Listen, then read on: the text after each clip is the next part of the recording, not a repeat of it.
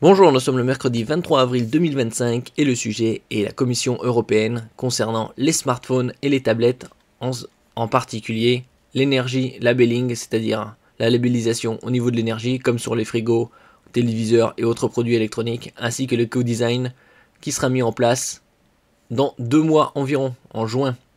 Nous allons voir également les détails et les significations de tous ces logos. Autonomie des smartphones. L'Europe impose 80% de capacité après 800 cycles dès cet été.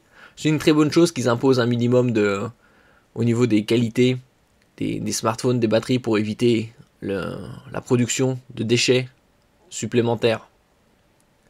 Le 20 juin 2025, l'Union européenne élargit son label EPREL à un nouveau terrain de jeu, les smartphones et tablettes, une extension qui ne se contente pas d'afficher une note d'efficacité énergétique, mais qui impose des critères techniques stricts sur la durabilité des batteries, la réparabilité et même la résistance physique des appareils.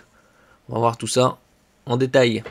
N'oubliez pas de vous abonner pour plus de news sur le monde de la high-tech ainsi que les bons plans, également sur mon Twitter et en description sous toutes mes vidéos. Vous pouvez les retrouver dans mes playlists. Dès juin 2025, un nouveau coup de balai réglementaire va secouer le secteur mobile. Le label européen EPREL, déjà connu dans l'électroménager, s'étend désormais aux smartphones et tablettes. Objectif, imposer des batteries plus durables, des appareils plus réparables et surtout mettre fin aux autonomies gonflées sur le papier. Donc il y aura plus de clarté. En 2030, ces nouvelles règles permettront de réaliser 20 milliards d'euros d'économies sur les coûts d'acquisition dans l'Union européenne, soit 98 euros par foyer, principalement grâce à l'allongement de la durée de vie des appareils. Et ce qui est très bien. Il faut aussi qu'ils imposent un suivi des smartphones, par exemple, avec des updates au minimum de 4-5 ans, c'est-à-dire des mises à jour OS et suivi sécurité. EPREL débarque sur les smartphones, vos batteries n'auront plus de secret. Depuis 2017 déjà, EPREL, European Product Registry for Energy Labeling, centralise les données sur l'efficacité énergétique de nombreux produits électroménagers. Ce registre, géré par la Commission européenne, permet aux consommateurs d'accéder à des informations fiables, harmonisées et comparables. En juin 2025, donc dans 2 mois, parce que ce sera le 20, cette exigence de transparence arrive dans le secteur mobile, avec un cadre à double entrée. D'un côté, l'étiquetage énergétique, encadré par EPREL, qui affichera directement sur l'appareil des indicateurs comme la classe d'efficacité énergétique, l'endurance par cycle, l'indice de réparabilité ou encore le niveau de protection contre l'eau et la poussière, IP, indice de protection, comme on a déjà vu à maintes reprises. Alors ici on a le label. Alors 1, échelle des classes d'efficacité énergétique de A à G, ça c'est connu de tout le monde. 2, la classe d'efficacité énergétique du produit, ça aussi c'est simple. 3, l'endurance de la batterie par cycle, en heures et en minutes par charge complète de la batterie. 4. Classe de fiabilité répétée de la chute libre. Donc ça va de A à E. 5. Endurance de la batterie dans les cycles. Bon, ça ils donneront un nombre. 6. Classe de réparabilité, également de A à E. Et 7. Indice de protection contre l'entrée. Comme là, IP68, IP indice de protection. 6, c'est le niveau le plus élevé contre la poussière. Et 8, c'est contre les éclaboussures d'eau et l'immersion temporaire. Comme on peut le voir ici, poussière, eau, chute, réparabilité, cycle de charge. Et donc là, ils imposent au moins 80% de capacité après 800 cycles. Sachant qu'en général, on recharge son smartphone.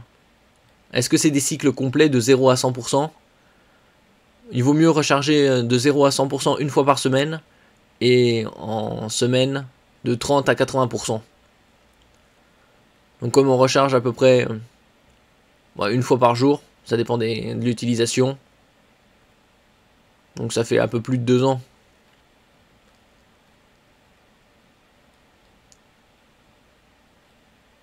De l'autre, les exigences d'éco-conception qui imposent aux fabricants de respecter des critères techniques précis, même si ceux-ci ne figurent pas tous sur l'étiquette visible. Par exemple, le règlement interdit spécifiquement les appareils conçus pour altérer leur performance lors des tests. De même, il exige que les batteries conservent 80% de leur capacité après 800 cycles de charge-décharge. Si certaines de ces données alimentent l'étiquette EPREL, d'autres relèvent de l'éco-conception et s'inscrivent dans une logique plus large, prolonger la durée de vie des appareils, garantir leur réparabilité et réduire leur impact environnemental global. Donc ça, c'est aussi un très bon point au niveau économique et écologique. Donc ici, on a quelques autres informations. Batterie, réparabilité, robustesse, ce que l'Europe va contrôler dès 2025. Bon, ça, on a vu précédemment. Classe d'efficacité énergétique AAG. Bien évidemment, plus c'est proche de A, mieux c'est. Comme on peut le voir aussi au niveau des couleurs.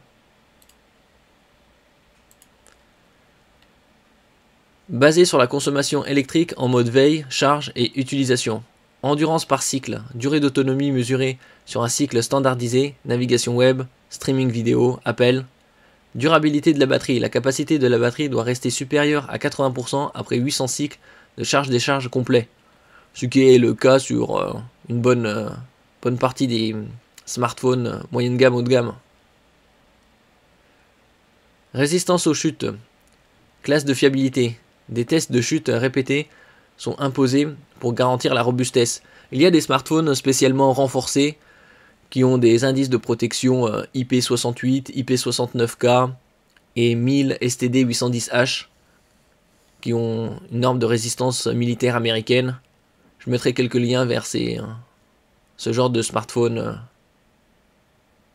renforcé. Indice de réparabilité, disponibilité des pièces détachées sous 5 à 10 jours ouvrables et maintenu pendant 7 ans après la commercialisation. Après la fin de la commercialisation. Ça aussi c'est bien, 7 ans. Ils auraient pu même arrondir 10. Mais bon, c'est déjà ça. Protection IP, indice de protection, eau et poussière. Affichage du niveau de protection contre les éléments IP67, 68, 69K. Accès au firmware pour les réparateurs. Le firmware, c'est le programme interne. Obligation de fournir les outils logiciels nécessaires aux professionnels, garantissant des réparations non discriminatoires. Ces données techniques, une fois validées, seront intégrées à l'étiquette EPREL, mais aussi accessibles via une base de données publique. Et donc ce sera, comme on l'avait lu précédemment, mis en place dès le 20 juin 2025. Chaque appareil vendu dans l'Union devra être enregistré dans ce registre centralisé et la commission pourra vérifier les informations à tout moment. Les tablettes hybrides ou PC avec clavier détachable, sous Windows par exemple, appareil à écran flexible ou enroulable, smartphone à usage hautement sécurisé, par exemple pour la défense ou les gouvernements, sont exemptés. Donc les PC 2 en 1, comme les Microsoft Surface par exemple, ça c'est pas intégré. C'est juste les tablettes classiques. Les téléphones mobiles et tablettes produits sous ces règles permettront d'économiser près de 14 TWh d'énergie primaire chaque année d'ici 2030, soit un tiers de la consommation actuelle de ces produits. Donc c'est une très bonne chose que l'Union européenne fasse ce genre d'initiative. Derrière cette approche technique, c'est une philosophie de durabilité qui s'impose. Prolonger la vie des appareils, réduire l'obsolescence programmée, ça c'est surtout très important. Et garantir aux consommateurs des données fiables. Pour les constructeurs, cela signifie revoir certains choix industriels, investir dans des batteries plus robustes, faciliter l'accès aux réparations et garantir une vraie transparence sur les performances. C'est surtout la vraie transparence sur les performances. Les modèles lancés après le 20 juin 2025 devront donc se conformer immédiatement à ces exigences. En revanche, les appareils déjà commercialisés avant cette date ne sont pas concernés par ces nouvelles obligations.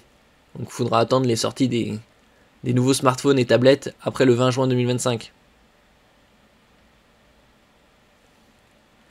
Merci pour votre écoute et à la prochaine.